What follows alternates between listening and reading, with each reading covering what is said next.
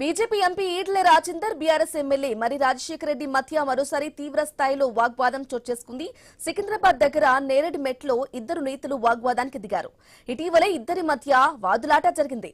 Railway under bridge శంకుస్థాపన సమయంలో జగడానికి దారితీసింది. ఇక కేంద్రం నిధులతో ఆర్యూబీ ఏర్పాటవుతుందని ఎంపీ ఈటెల చెబితే తమ పోరాటం వల్లే మంజూరైందని ఎమ్మెల్యే మరీ చెప్పడంతో గొడవ స్టార్ట్ అయింది. ఇక ఇద్దరు నేతల వాగ్వాదంతో రెండు వర్గాల మధ్య ఘర్షణ వాతావరణం తలెత్తింది. ఇక నినాదాలతో ప్రాంగణం హోరెత్తిపోయింది.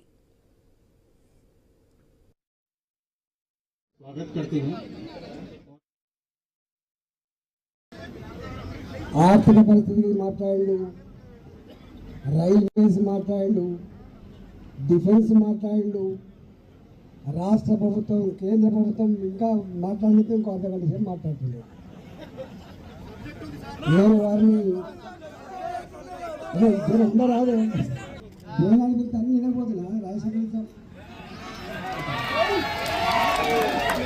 రెండోది ఏంటంటే నేను ఇద్దరం వారు ఎమ్మెల్యే 2 ఏళ్ళు అవుతుంది, నేను ఎంపీ 1.5 years అవుతుంది. ఒక్కనాడు కూడా జిల్లాలో ఒక జిల్లా అభివృద్ధి సంస్థ జరిగిందా రాజశేఖర? జరిగిందా? ఒక్కడికి జరగలేదు.